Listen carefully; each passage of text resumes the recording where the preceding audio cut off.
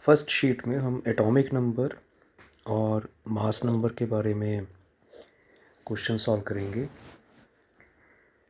किसी भी एलिमेंट को जब आप रिप्रेजेंट करते हो तो नीचे उसका एटॉमिक नंबर होता है और ऊपर उसके मास नंबर से रिप्रेजेंट करते हैं। यहाँ पर फर्स्ट क्वेश्चन में हमें गोल्ड का केस दिया हुआ है। इसका एटॉमिक नंबर 79 है और इसका मास नंबर 197 है। जो एटॉमिक नंबर होता है वो नंबर ऑफ प्रोटॉन्स के बराबर होता है। So number of protons will be equal to atomic number. So it is 79. Number of electrons again number of protons के बराबर है. It is 79. Number of neutrons आपने निकालने हैं तो आप मास नंबर में से एटॉमिक नंबर माइनस करोगे तो आपको 118 आंसर मिलेगा। नंबर ऑफ इलेक्ट्रॉन्स और नंबर ऑफ प्रोटॉन्स ये आपस में सेम सिर्फ उसी केस में होते हैं जिसमें न्यूट्रल एटम अगर आप कंसीडर कर रहे हो। अगर आप न्यूट्रल एटम कंसीडर नहीं कर रहे, सपोज़ कि आप कैल्शियम कंसीडर करो, यहाँ पर 40-20 का केस है तो यहाँ पर एटॉमिक नंबर 20 है, number of electrons will B 20। But अगर कैल्शियम ने आयन तैयार किया है, दैट इज़ कैल्शियम 2 पॉजिटिव तैयार किया है, तो इस केस में 20 इलेक्ट्रॉन न्यूट्रल एटम के केस में थे, 2 इसने लूज़ किए हैं, उस केस में आपको 18 मिलेंगे। सो नंबर ऑफ इलेक्ट्रॉन और प्रोटॉन इक्वल होते हैं जब न्यूट्रल एटम आप कंसीडर करते हो। अगर आप कोई आयन कंसीडर करते हो तो इलेक्ट्रॉन और प्रोटॉन आपस में सेम नहीं होते। सेकंड क्वेश्चन में आपको फ्लोराइड का एक आयन दिया हुआ है और फ्लोरीन का कोई एटम है। इन दोनों को आपने कंपेयर करना है। फ्लोरीन का एटॉमिक नंबर 9 है और उसका मास नंबर 19 है। अगर उसका एटॉमिक नंबर 9 है तो उसमें प्रोटॉन्स 9 और इलेक्ट्रॉन्स भी 9 आएंगे, क्योंकि अगेन न्यूट्रल एटम का केस है। So protons and electrons are equal to each other. Number of neutrons आपने निकालने, तो आप मास नंबर में से एटॉमिक नंबर माइनस करोगे। सो 19 में से आपने 9 माइनस किया, इट इज़ 10। अगर आप फ्लोराइड का आयन कंसीडर करते हो तो हेलोजन का केस है ये। हेलोजन 17th ग्रुप का, हेलोजन्स का मतलब 17 ग्रुप, उसमें डाउन द ग्रुप अगर आप उसको याद करते हो, it is fluorine, chlorine, bromine, iodine, एस्टेटिन। ये सारे ही हेलोजन्स 18th ग्रुप से एक नंबर पीछे हैं। तो इसमें 17 वाला जब एक इलेक्ट्रॉन गेन करेगा तब वो नोबल गैस बनेगा। सो जब भी हेलोजन कोई आयन तैयार करता है तो वो एक इलेक्ट्रॉन गेन करता है। जब कोई इलेक्ट्रॉन गेन करता है इट इज़ एनाइन, और एनाइन का मतलब कि उसके ऊपर नेगेटिव चार्ज आएगा।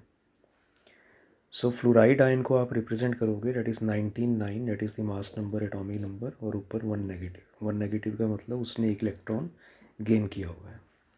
सो atomic number is 9, mass number is 19, proton is 9, electron will B 9 + 1 that is 10, and number of neutrons will be that is 19 - 9। 19 इसका मास नंबर है और 9 इसका एटॉमिक नंबर है। माइनस करोगे तो आपको आंसर मिलेगा, डेट इज़ 10। तो इन दोनों को अगर आप कंपेयर करते हो, फ्लोरीन के एटम को और फ्लोराइड के आयन को, तो आप देख सकते हो कि जो नंबर ऑफ़ इलेक्ट्रॉन्स है उसी में डिफरेंस है, बाकी वो और किसी जगह पर डिफरेंस नहीं है। तो number of electrons are different in both of them, otherwise बाकी चारों टर्म्स जो हैं, that is atomic number, mass number, proton, neutron, वो दोनों में सेम आ रहे हैं। थर्ड क्वेश्चन में आपको मैग्नीशियम का एक आयन दिया हुआ है, उसमें 10 इलेक्ट्रॉन्स हैं। मैग्नीशियम का एटॉमिक नंबर दैट इज़ 12, तो प्रोटॉन्स तो उसमें 12 हैं, इलेक्ट्रॉन्स 12 होने चाहिए, बट उसने क्वेश्चन में आपको 10 दिया हुआ है। उसका रीज़न है कि मैग्नीशियम जब नीयरेस्ट नोबल गैस बनना चाहता है तो उसको 2 इलेक्ट्रॉन लूज़ करने पड़ेंगे, तो वो 2 इलेक्ट्रॉन लूज़ करेगा। 2 इलेक्ट्रॉन लूज़ करने के बाद उसके पास 10 इलेक्ट्रॉन्स बचेंगे। न्यूट्रॉन्स दैट इज़ 12, तो मास नंबर आपने फाइंड करना है, that is the sum of protons and neutrons.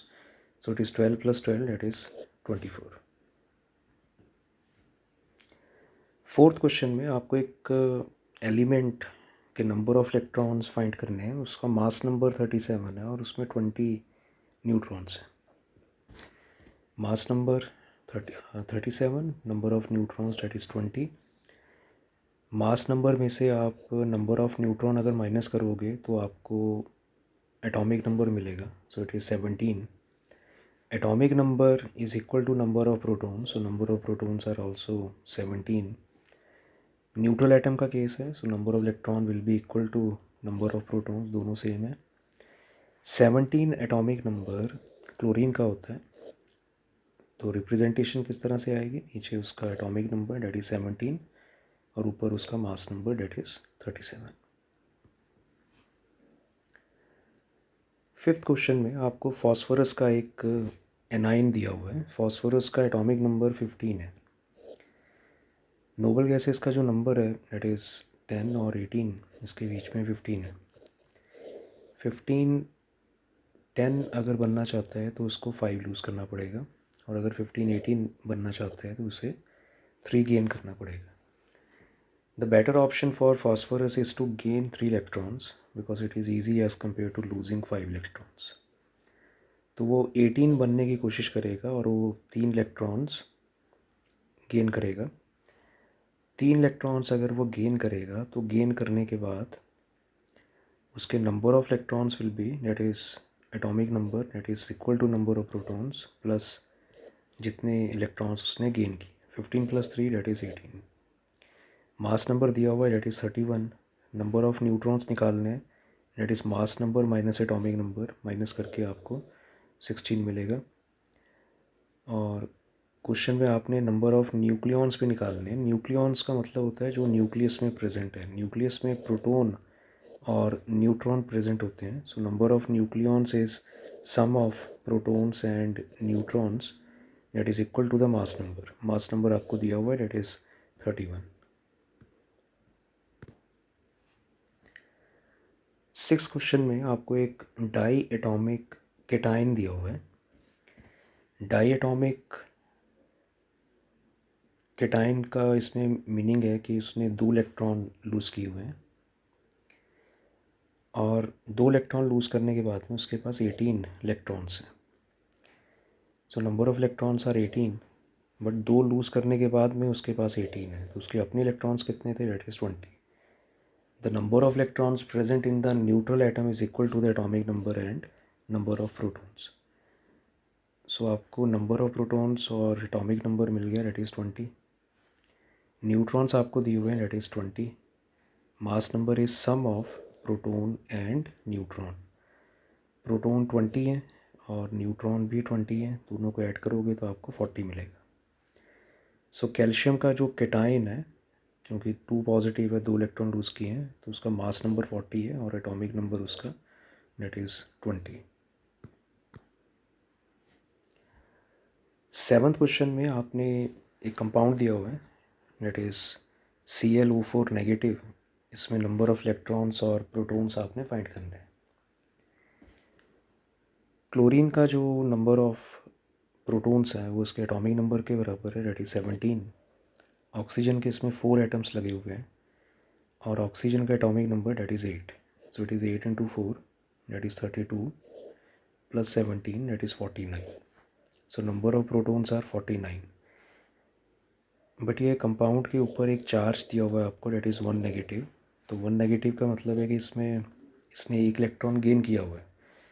So number of electrons will B 1 more than number of protons, so it is 49 + 1 that is 50।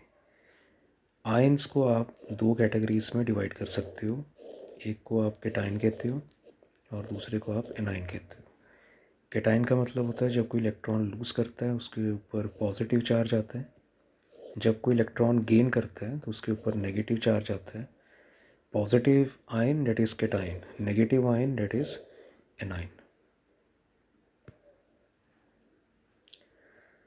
Iron के हम 2 case study करते हैं, एक ferrous होता है और एक फेरिक होता है। फेरस में जो चार्ज होता है वो Fe2 पॉजिटिव होता है और फेरिक में जो चार्ज होता है वो Fe3 पॉजिटिव होता है। यह केस आपको फेरिक आयन का दिया हुआ है, सो it is case of Fe3 positive. इसमें आपको नंबर ऑफ प्रोटॉन्स पता है, नंबर ऑफ़ न्यूट्रॉन्स पता है और इसमें बाकी 3 आपने पता करने हैं। Number of protons is equal to the atomic number, so atomic number 26 है। इलेक्ट्रॉन्स आपने फाइंड करने हैं, 26 उसके पास प्रोटॉन है और 3 इसने लूज़ किए हैं, तो आप 3 इसमें से माइनस करोगे, so number of electrons are 23। Mass number is sum of proton and neutron, so it is 56।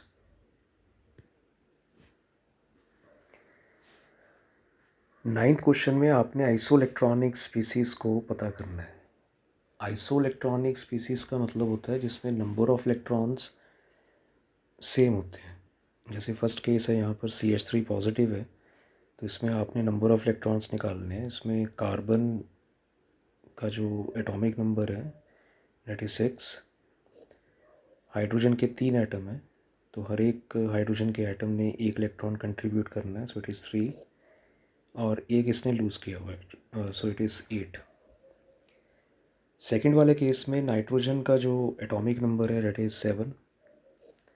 Hydrogen hydrogen के 2 एटम्स हैं और एक एटम एक इलेक्ट्रॉन कंट्रीब्यूट करेगा, 2 एटम 2 इलेक्ट्रॉन कंट्रीब्यूट करेंगे। एक उसने गेन किया है, अगेन सॉल्व करके 10 आएगा। तीसरे केस में नाइट्रोजन के पास एटॉमिक नंबर 7, हाइड्रोजन का 4 आ गया और एक इसने लूज़ किया, अगेन 10 आ गया। NH3, इसमें नाइट्रोजन का 7, हाइड्रोजन का 3 ऐड करके अगेन आपको 10 मिल रहा है। तो इसमें आप देख सकते हो कि सेकंड, थर्ड और फोर्थ जो ये 3 केसेस हैं, इसमें नंबर ऑफ़ इलेक्ट्रॉन सेम आ रहे हैं। So second, third and fourth are isoelectronic species. Isoelectronic species का मतलब जिसमें नंबर ऑफ़ इलेक्ट्रॉन सेम होते हैं। 10th क्वेश्चन है, आपके पास एक एटम है, उसमें प्रोटॉन्स दिए हुए हैं आपको 17, इलेक्ट्रॉन्स इसमें 18 दिए हुए हैं। इलेक्ट्रॉन्स का जो नंबर है it is greater than number of protons, तो उसने इलेक्ट्रॉन गेन किया हुआ है। जब कोई इलेक्ट्रॉन गेन करता है इट इज़ एनाइन। एनाइन का मतलब उसके ऊपर नेगेटिव चार्ज आएगा। Charge is the difference between the number of electrons and number of protons, so it is 18 minus 17, तो नेगेटिव चार्ज आएगा, सो इट इज़ -1।